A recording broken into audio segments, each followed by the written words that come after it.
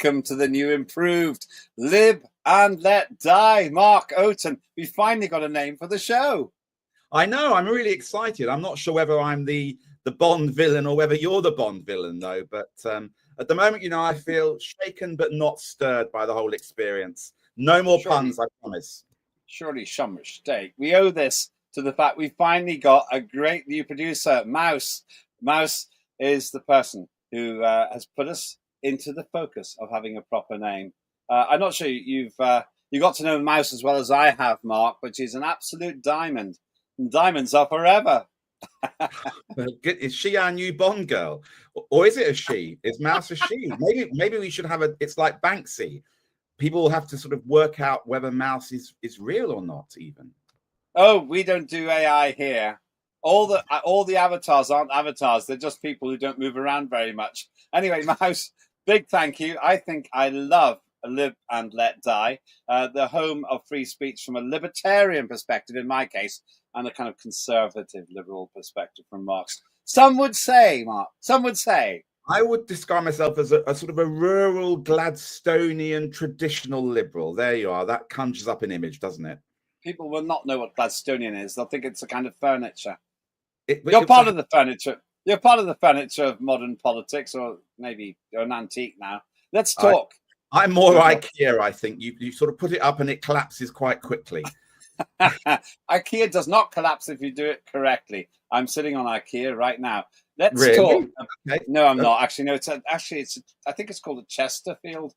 You can call in if that's wrong. It's a very posh chair with leather on it, which I found outside somebody's house because they were throwing it away. That's another story. What are we discussing?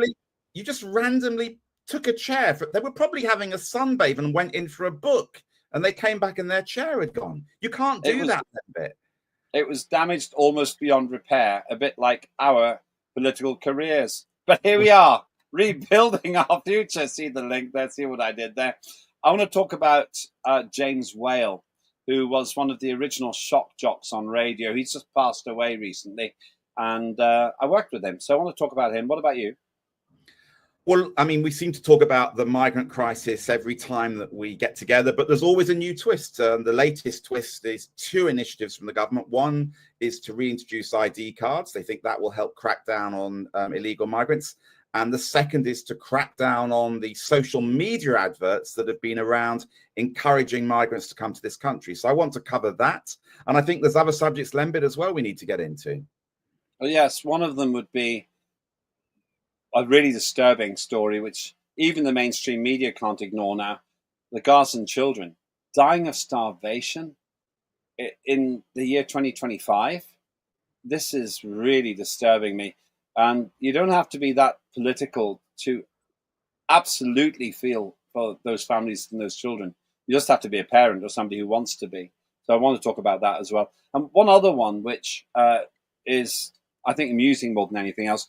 The Green Party have a new leader. Did you know that?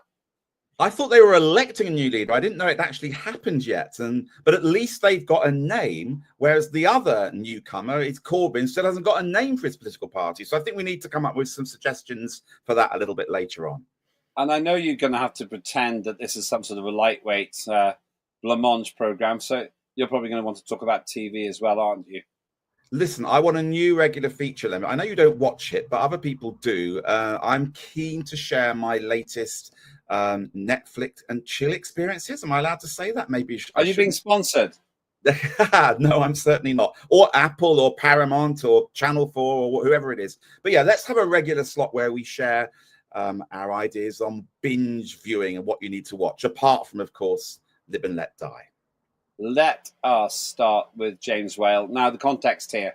James Whale had been in broadcasting for 50 years. 50 years. Died in his mid-70s very recently. I worked with him at BBC Radio Kent for a while. And I think, did an interview with him, Mark, when we were both MPs. Must have been about 27, 26 years ago. And that was when there was a program, station called Talk Sport, and he wouldn't let the cheeky girl story lie. Every time I went on, he played it, and then he tricked me into singing a Spice Girls song because he knew I quite fancied Ginger Spice. And I didn't realize they could separate the channels, as it's called, technical phrase. That meant they took all the music away and just had me going, "Stop right now, thank you very much." But probably worse than that, Mark, worse than that. And that's when I first got to know him. And he was really a pathfinder, not a man for the woke generation. He was unwoke. I didn't agree with everything he said, but he was raw and he was raucous and he was wild. He was good to listen to. Did you ever get interviewed by him? I can't remember, is the honest truth. I blanked out all of those interviews from my political career. But look, he was of a generation, as you're absolutely right. They changed broadcasting. Interestingly, it was a medium which was best on radio, best with people phoning in. Never really that kind of medium has transferred over to television. It's not really worked in that format. And you still today have some very, very successful of these shock jocks calling in. And look, it was unique because they were prepared to disagree with the person calling in. They were prepared to be rude to the person calling in. And that was unprecedented because you just didn't do that in media. So yeah, he was one of the originals and obviously very sadly missed, and awful to watch him suffering over the last few months. And I don't know whether Mouse has got his final interview that he did, but it was heartwarming and heartbreaking at the same time, I think. Let's see if we can play that. I think we Maybe do. my last interview with a man who may be Britain's last Prime Minister. I've spent 50 years on the TV and the radio. I've had a great time. In fact, actually, a man who could spend another 50 years on TV or radio is my guest, Nigel Farage. I think 50 years is a bit optimistic. I don't know. A lot of people think that you will win the next election. I hope that. But there is the chance, slight chance, that you will lose the next election. What happens then? Well, look, winning the election, I mean, if I'm the bookie's favourite to be Prime Minister, which I am, doesn't say much for the rest of them, does it really? By quite a lot, aren't you? How many now? No, I mean, we've actually led the last 55 opinion polls in a row. Yeah. And they're in a blind state. I have to say that just watching that makes me feel, really quite moved. He was so energetic and powerful in the days when he was at his halcyon time. Kind of never really made it to the Premier League for some reason, maybe because he was a pioneer. But talking, as I now realize just from that interview, I haven't seen that before. We were getting ready for this show, but he was a reformist as well, Reform UK. I have to say, though, what I like about him, Mark, and I did know him well, is he just wasn't beholden to the mainstream. He was in the mainstream, but he got into trouble for it too. And, we need more of his kind. We do need this kind of individual who doesn't give a damn, who says what they think, who challenges politicians, and who also challenges people that call into those kind of shows. And when you look around now, you could put him in the category of one of those great interviewers because he was, and he did some fantastic interviews. But you think, who is there now at the moment doing that? Do you remember there was Brian Waldron back in the day? Again, he would have 45 minutes with a journalist and would really interrogate them. I don't see those big political beast style. You mean with a politician, not with a journalist?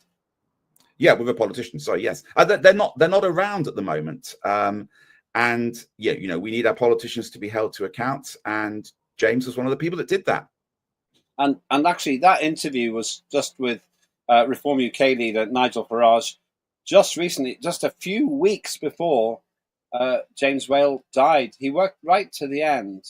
And I have to say that I'm really pleased he got to meet Nigel Farage in a politically intimate way in that sense, because he was a supporter.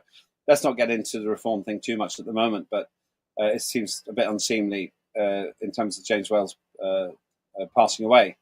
But if he's right, and if James Whale correctly predicts that that Nigel Farage will be the next leader. I'm just pleased that was one of his last interviews, the future Prime Minister and James Whale, both in their days top of their game. Not sure what else I can say about it. Oh, he's got an MBE as well, as this reminds us. I'm not sure there's much more we can say about it, but go easy, my friend, and make sure you shock him in heaven. That's what I would say. Let's get on to politics. What do you want to talk about? Well, it's a subject which no doubt James and Nigel Farage would have been visiting many, many times. And we've talked about it a lot of times. And that is the situation at the moment with the migrants. And there is another initiative by the government, and that is twofold. First of all, they're saying, well, look, if we introduce ID cards, that might have impact. It might be something which we can use to stop illegal immigration. And the second is that they're going to crack down on social media adverts where people were advertising how you can cross the channel. Now, look, on that last one, I find it breathtaking that that hasn't been done before. I mean, are you really telling us that for the last 5-10 years, there've been adverts out there encouraging people to apply to get on a small boat? And if so, why on earth haven't we cracked down on those before? That is breathtaking if that still happens. But of course, the more controversial one will be the ID cards. And I don't know where you stand on that, Lembit. Well, on the first one, just think about it. I'm sitting there in Somalia. I go to the pub. I don't know if they've got pubs in Somalia. And then I look at my phone and there's a social media advert. Ever thought about going to Britain? I can help. Just get yourself to Calais and I'll do the rest. Okay, well, I'll just travel 4,000 miles, whatever distance it is, to Calais in the hopes of getting across because of a social media advert. Come on. This is why I have no respect for the current government. Social media adverts are not the key driver. It's the fact that you get across the channel, you get put in a hotel. This is a key driver because people are seeing it and they're being given adverts, and you know the power of advertising bluntly and social media. This is a way in which people are hearing about this, and it should of course be clamped down, and it should have been clamped down in previous governments as well. So I'm not saying this is going to solve it, but it's outrageous. It's outrageous to think that there are people advertising places on small boats. You're so naive. You're so naive, Mark.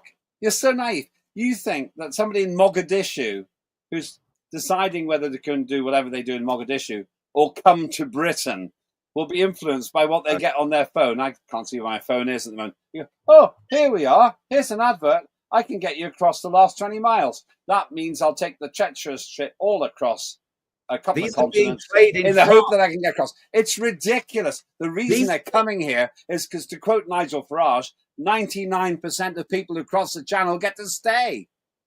Listen, there's got to be a way in which they know where to turn up for the boat, who to pay for the boat, and that's clearly through social media. It's happening in France, and we need to clamp down on it. But tell me about ID cards. Where do you stand on that? I will in a second, but I'm not letting you away with that. How do you think they get to find out how to come here, Mark? How do you think? Think about it. You tell me. Right. They come across, throw the passports into the channel. Every fish in the channel's got a passport now. They land. They say, I seek asylum. They say, come on in. Welcome in. We'll give you a 4-star hotel. We'll give you money and a mobile phone so that you can go home. You're being naive. How do they know about the boats? How do they know which parts? Okay, because you won't. You see, you couldn't handle the truth. That's the problem. Because that man there on the screen, right?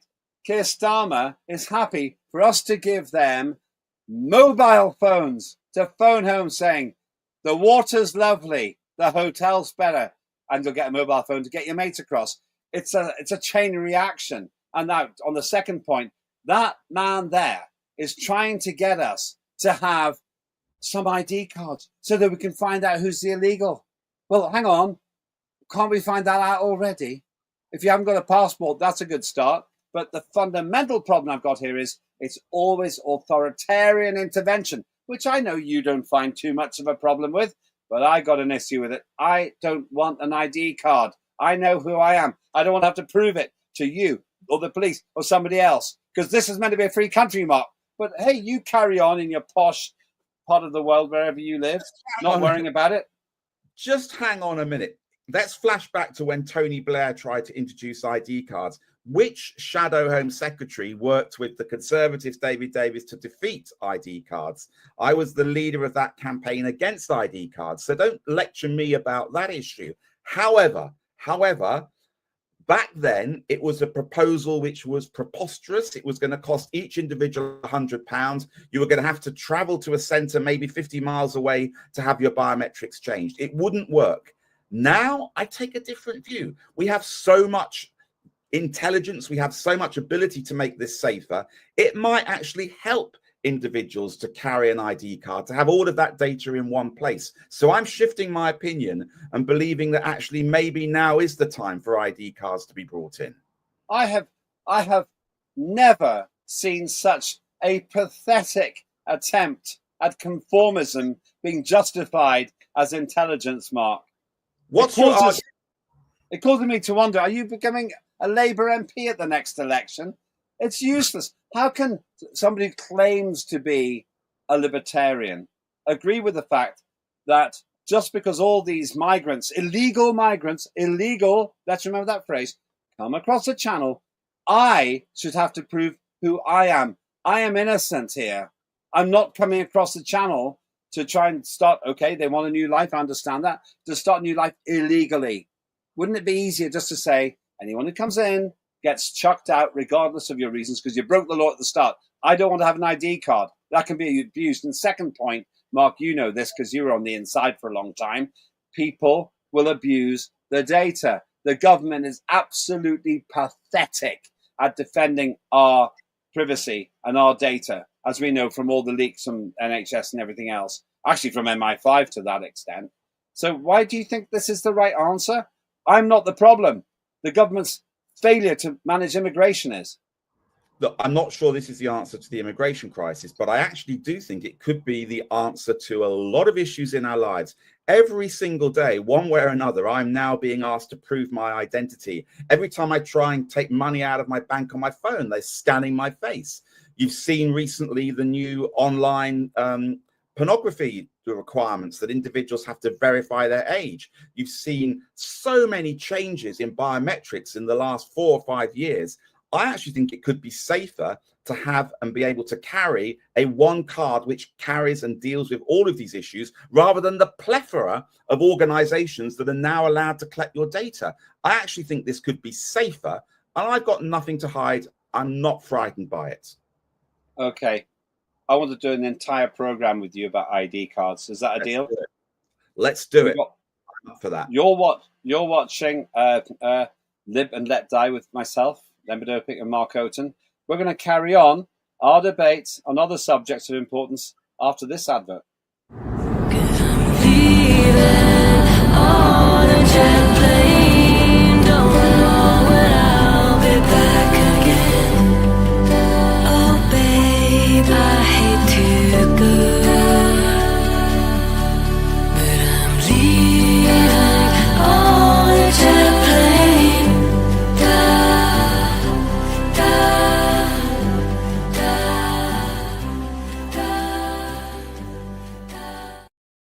You put that there. I feel so calm now. Have you flown with Austrian Airlines, by the way, Mark? I've flown with virtually every single airline that exists. So I think I did do an internal from Vienna to maybe Budapest at one point. Yes. And it was, I think there's also another Austrian airline, but we shouldn't probably mention their name, but is it Lauda Airlines as well? I think there's another one, but have I just ruined the advert by mentioning them? Apologies. Yes, never mind Lauda. And also it's not an internal flight if it's between two nations. Oh, internal. It's internal to me because I'm in Europe, okay, as opposed to flying to Shanghai or New York. That's what I mean. Never mind Lauda. It's la-di-da with you. I flew with Austrian very recently, actually, back from Sofia. They were superb, I have to say. The quality of service was just exceptional. So anyway, fly with Austrian Airlines if you can. You won't be disappointed, and you'll be leaving on a jet plane, and you won't be. Is that your phone, Mark? No, I can't believe you didn't switch your phone. It's Austrian Airlines calling up and complaining that I mentioned the other airline in Austria. I don't blame them. I don't blame them. That's about Austrian Airlines. Nothing else. I'm really Anyway, sorry, guys. Okay, they've gone now. yeah, maybe they have. Yeah, let's see what service you get next time you fly with Austrian. But they are a great airline. Let's carry on. Let's talk about something else which is really challenging, and that's the situation with children in Gaza. I'm not sure if you've been watching this over recent weeks, but there's been an increasing narrative, even in the mainstream media, which has seemed to want to deny it to an extent. But we've actually got starvation right next to one of the wealthiest nations in the world. And I'm not sure if we've got a clip for this. If we can, let's just play that. A sight still too rare. 15-year-old Majid arriving for urgent treatment. He is just one of 3 children from Gaza, allowed into Britain for medical care in 22 months of conflict. All of them privately funded. With the humanitarian catastrophe in Palestine worsening, the government has until tomorrow to respond to a legal challenge over its decision not to evacuate critically ill children. The reasons that the government has been relying on for not medically evacuating so far is that they've been supporting treatment options in Gaza and the region, and also that under the immigration rules, people can apply to privately access medical treatment in the UK. Now, the reality is that those options are simply inadequate. That's a very interesting aspect. We were talking about migration before. This seems to be a completely different thing. We are seeing children being emaciated. I don't think anyone can deny this. Benjamin Netanyahu does, but I don't think anyone believes it anymore. Even Donald Trump, who's one of Netanyahu's biggest allies, though a critical friend, it has to be said, has recognized that people are starvation when we have enough food to feed everybody in the world. I've been very moved by, I have to say, for once, some of the mainstream media coverage on this, because I've got kids, you've got kids, and I just cannot imagine how I'd feel if you could see their spine, their skeleton sticking out just because they couldn't eat enough. I mean, it's awful. It really is. And they're living in these conditions. Just look at that. How can you raise children in rubble like that? It's almost like they're being treated as subhuman. I mean, there's several things about this which are truly awful. I mean, the reality is that the reports, which I think are real, of troops firing on those children and their families trying to access the aid. So it's a double whammy effect. They're starving, but actually they're being fired on when they're trying to actually get hold of the food that could help them live. And that is just appalling. But what I find really sad about this, I remember visiting the Gaza Strip probably 20 years ago, and there were similar pictures, similar images of children living in concrete shelters, in concrete tunnels. And it was horrendous then, and it's even worse now. And the fact that it's still going on and we have another conflict in the region is awful. The question I've got for you, Lembit, though, is controversial. We have children in this country who need to access the NHS. We have terrible waiting lists. Is it right that these children, however horrendous the conditions they are in, should come here and jump the queue? Or is it the responsibility of countries much closer to the conflict region to be able to take them? And isn't it kinder for the children to have to avoid a 4-hour flight, but to be cared for closer to home? In theory, yes. I agree with you in theory. In practice, much as I am appalled by the incompetence of our current government and the previous government when it comes to migration policy, this is a special case. We're talking about children who have never lifted a weapon in anger against anyone, victims of circumstance because of where they were born, and they're dying from malnutrition. And I don't doubt that these stories are authentic. They're not fake. Why would these people be actors? It's ridiculous to think that. Actually offensive to the bereaved of these children. And the numbers of children who are dying at this stage are relatively small. We can accommodate them here. All they have to do is be in Britain, so much more deserving than the hotelfuls of illegal immigrants who've just decided to come here and throw their passports into the channel. These children are absolutely in a life and death situation. And I actually think that from a humanitarian point of view, we should take them in. Now, you're right. If we could get the neighboring states to do it, then that would be okay. But the situation is so chaotic that I think that we have to take some responsibility because we can. And let me throw this back at you, Mark. Who would you rather be helping? 500 illegal immigrants of males of fighting age in a posh hotel, or 500 children who are on the verge of starvation and death on account of the circumstances they never created? No, absolutely. And look, from humanitarian reasons, you're absolutely right. But I just want to flag up also that we have to recognize every time we do something like this, we have horrible stories in this country of people waiting years for operations, people not being able to get seen by doctors quickly enough, people dying in ambulances because the ambulance is having to wait outside the hospital. So let's not lose sight of our own internal problems as well. I'm not belittling for 1 minute what's happening in Gaza, but I always want to make the point that we have our own issues and our own problems that we need to tackle also. I agree, but it's ironic because you sometimes seem to shun my support for Reform UK. And yet now you're the one who doesn't want to sympathetically let maybe a few thousand dying children into this country when we've got hundreds of thousands of illegal immigrants coming into this nation. Surely that's the reason you should be supporting Reform UK, because if we got rid of all the illegals, we would have more than enough space to help this small number at the moment of starving Gazans and also save hundreds of thousands of spaces for the very people that you're talking about we should care about in Britain. The direct correlation I'm making is between access to the NHS and access to care, and we have to make sure that that access is fair. Now, obviously, you're going to sound like Keir Starmer now. What we're trying to do is make sure that it's all very reasonable. I don't think it's. Sorry, I'm talking over you a bit because I'm kind of agitated, but I promise to be quiet in a minute.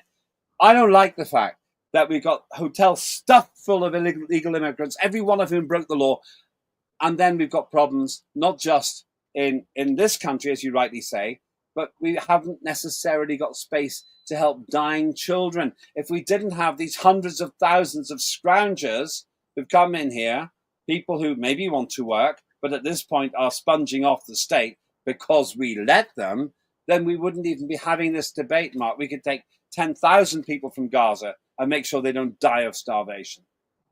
Look, mine is a practical issue, and it seems to me common sense that if you have a child who is starving, you don't put them on a 4-hour flight. You find a local solution to one of the safe countries nearby. That is the human thing to do, rather than to literally take them to another part of the world.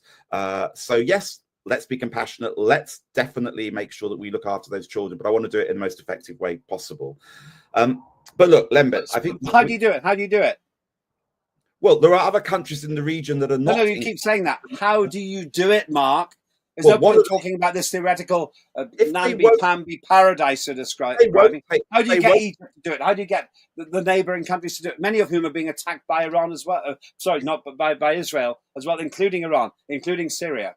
How can they deal with this if they're actually victims of the attacks as well? If they won't step up, we have to step up. But it's not That's just what we're doing. It's Germany, it's Italy, it's France, it's Sweden. I want to make sure this is a collective response to this problem. That's all, because then we can do it quicker, more efficiently, if it's covered by a number of European countries, and then we won't impact even more on our waiting lists in this country. That may sound hard, Lembit, but I'm voicing how I feel about it. I want to help. I really want to help, but I want to help every single baby, every single child in this country as well. Okay, but you seem to contradict yourself. On the one part, you almost mock me for being so supportive of Reform UK. On the other side, you're being more extreme than Reform UK. Reform UK, I can't make party policy up for Reform UK. I'm not qualified to do that. But the point is, I have no doubt that Nigel Farage would say, let these starving children in and make space for them by getting rid of the hundreds of thousands of people who claim to be asylum seekers but haven't got any ID. Now, there's a bit of a smoking gun there. Surely the answer here is very simple. We dump all of those people who came in here illegally out of the country. They got no chance for appeal, and we leave 10,000 spaces for people who really need it, and the other hundreds of thousands of spaces in hotels, and the thousands of spaces that will liberate in hospitals, because surely they have medical requirements as well, these illegal immigrants, so that we can actually solve the very problem that you say.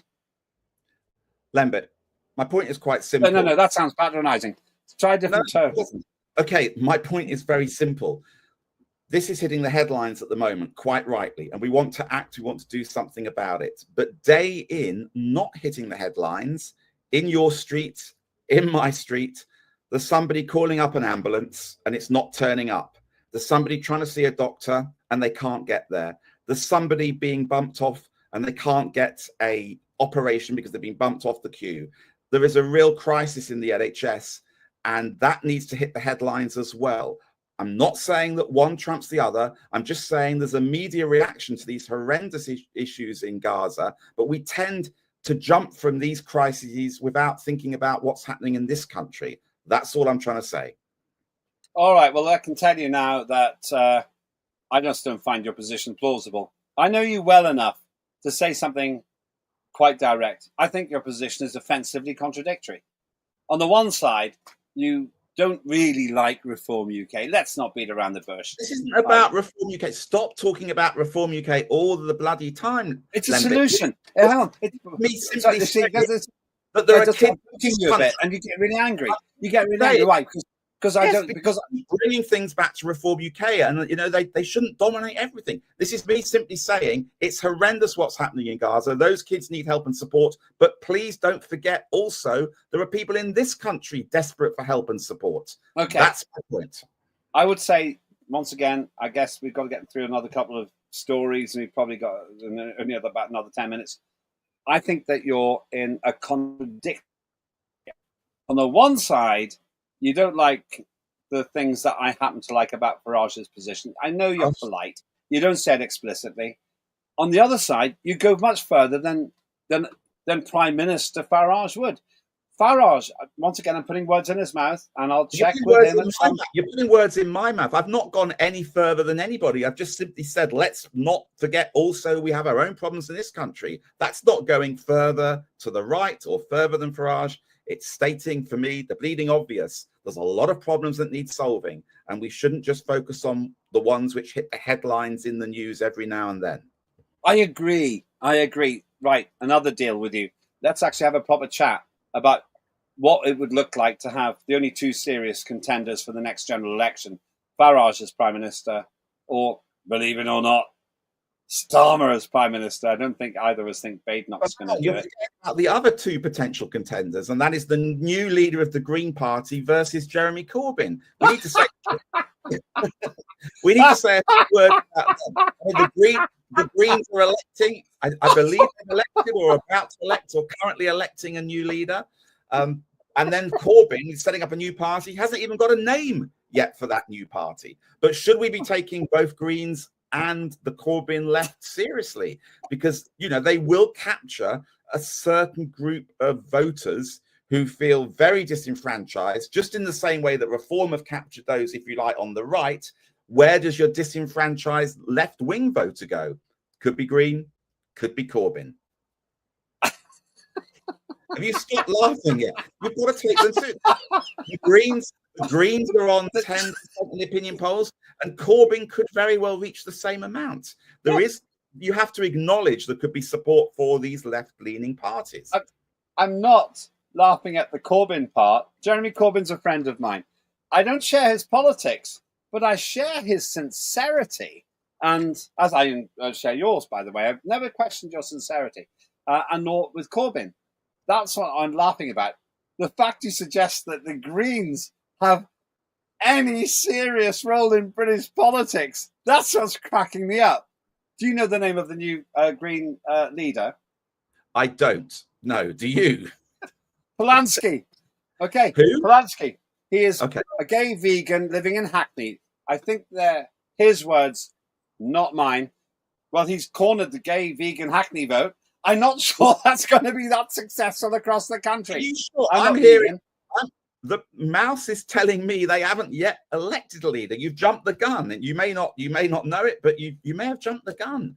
We have to wait. Okay, you're actually right. Wait and see. Do you know why I don't know that? Because I don't take the Greens seriously, because they have no scientific understanding whatsoever of the climate. I knew it. I knew it. Listen, I knew it. We couldn't get through a whole program. You mentioned the Greens. I didn't bring this up. I was saying to myself, I'm not going to mention the fact that it's a climate hoax. I wasn't going to mention it. But you, Mark Oaten, had to raise the Greens. And that's a green rag to a bull. Oh, God, dear. There's a Bond joke in there some way. But look, let's deal with the Greens. Let's deal with Corbyn. Go on. Let's deal with it another program, because at the end we're not doing it now. All right, that's fair enough. We've done this whole subject about net zero to death. I can't face another 5 minutes of you banging on about that issue. Let's keep that picture on screen for a minute. You're right. I didn't realize that he hadn't been elected, but I presume he will be the leader. If not, then you can say I told you so. If yes, I told you so. Simple as that. But this man here, he is the unsinkable Jeremy Corbyn. He is the man who actually got more votes. Let's remember this, more votes than Keir Starmer, but didn't get to be Prime Minister. And I think that Jeremy Corbyn is another, you're going to hate this, Mark. Spoiler alert, you're going to hate this. He's the man who will guarantee that we're actually going to get a great government after the next general election. And you know who I'm talking about. Oh, God. You know who I'm talking about. This guy's Reform the man UK, because he's going to take 10 percentage points off the already falling apart Labour Party, because at least when you vote for Jeremy Corbyn, you vote for principle. If you're a socialist, you can vote for him. If you believe in the old-fashioned, by which I mean actually 1980s, Labour values, maybe even before then, Jeremy Corbyn is your man. Starmer is nothing to those traditionalists. And if that happens, then Starmer's down to around 12%, Corbyn's on 10%. Hey, we finally have a government that does exactly what you want us to do when it comes to migration, as it turns out. And this has been another advert in our program, an advert for Nigel Farage and the Reform Party. He's had a good few weeks. Where's Ed Davey? Where's your big pal, Ed Davey? Nowhere. They've got 72 MPs. Agreed, they need to be punching more, and they need to be getting more media coverage, and not coverage of Lembit jumping off. of Ed Davey jumping off. Yeah. Don't you ever confuse me with him again. That's almost libel. All right. And on that note, I think it's time for our first Live and Let Die to come to that cheesy Bond conclusion where we kind of kiss and make up at the end of the program. Well, I feel quite uncomfortable about that, actually. But I've got the evidence now. Mark, you did actually promise me that you'd be very forthright in this show. Now that we've got a great new producer Mouse, and you have not let me down. I feel liberated because we actually talk about these things with some sincerity. But there are two shows, seriously, I want to do now. One is about, if you agree with this, Farage versus Starmer, because they are the front runners in terms of the polls. That's one. Actually, I'll tell you what, I'll ask for us to do that show. What would you choose to do as a show? I want to do a show about ID cards. I think there's a lot of issues there, the pros and cons. It's not straightforward. We both made out that it was in terms of our different arguments, but I think there's a lot to be said around that. Let's do that. But before we close, I think we should introduce a new regular feature to our program, which is where we share with our many, many growing viewers our top TV tips. What's been keeping you on the sofa? What has caught your fancy? What's made you binge and go right through till 2 a.m. in the morning because you can't stop seeing what's going to happen next? Lembit, have you got anything that you watch at all apart from yourself on television all the time? How very dare you? How very dare you? Yes, I do. It's one I've advertised before, but I've gone back to. An absolute classic. It's just brilliant, actually. There's one storyline I really don't like, but I won't spoil it. And it's called Ted Lasso. Tedlasso. I love it. It's just so optimistic. There's one storyline I fast forward through because it annoys me, but it's just Ted Lasso, the main character. I'll just tell you, it's just the guy you want to run your football club. And even if you're not interested in football, it's just great. Ted Lasso, if you haven't watched it, watch it. If I can get the franchise. That's not Ted Lasso. Mouse. That's Ted Lasso there, yeah. Your first mistake. Yeah, no. Well, Jeremy Corbyn doesn't star in Ted Lasso. Mouse is in a lot of trouble now. But basically, he could She be. did so well. We got through 48 minutes or so without her making a single mistake. Well, it's probably one of her underlings that got that wrong. But basically, thank you, team. Ted Lasso, you've got to watch it. And you'll watch it again and again because it's one of those comfort food type films. You'll watch it, or program series, you'll watch it with a cup of hot chocolate and maybe chocolate, maybe cheese and biscuits if you're more inclined that way. And you'll just feel warm, and it keeps me up till 2 a.m, even though I've watched it already. Because at the end of the day, you end up, not at the end of every episode, but at the end of each series, you end up thinking, there still is hope for the human race. What about you, Mark? Well, you're going to get indigestion if you stay up till 2 a.m. having chocolate and hot chocolate and cheese on the sofa. So be careful. Not seen it yet. I want to see Ted Lasso. Patronising git. I'm not a health warning.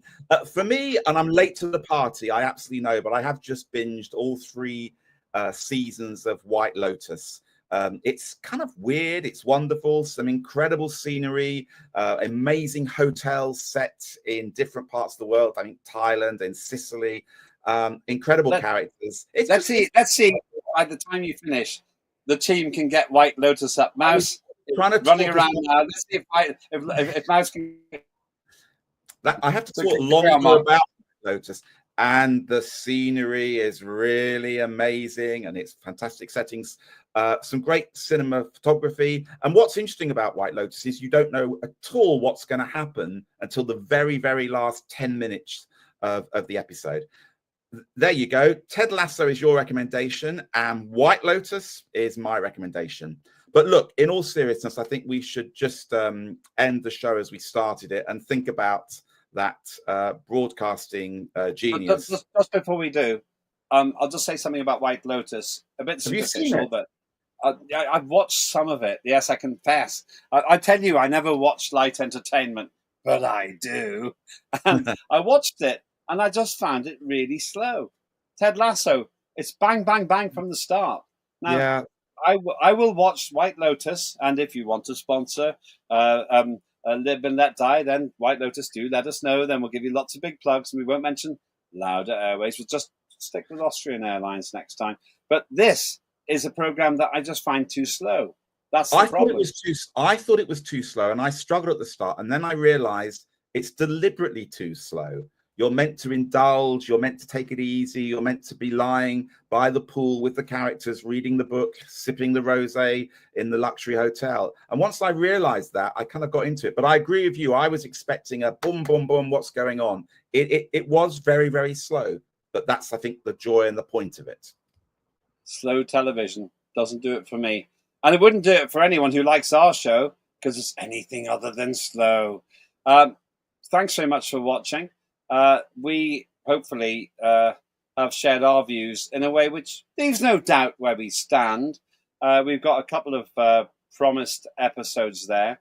Big thanks to the team, and well done to our new producer, Mouse. We put her and her team under pressure today. Didn't they do well today, Mark? Didn't they do well? Now, hang on a minute. What's that the catchphrase from? Bruce Forsyth. Absolutely. And I think it was the Generation Game. It was indeed. It was indeed, with the little thing that came through, and you used to be able to have to remember whether it was a toaster or whether it was a some weird cuddly toy and stuff like that. My goodness me, that shows our age, doesn't it, Lembit? And I think we can agree, but in political terms, once we were both toast. Anyway, so thanks very much for watching. We'll be back again next week. And do make sure that you look at our back issues. If you like this one, you might enjoy the other ones, but it keeps getting better and better. Now we've got a great team on our side. Also, remember, we've got other shows joining us here on Unprecedented TV as well. The Dark Side. Then we've got Tim Scott Uncancelled.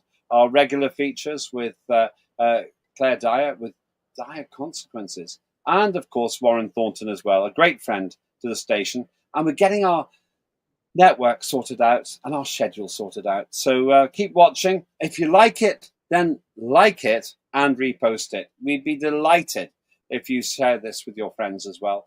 I'm Lembit Mark. And I'm Mark Oden. And this was Live and Let Die.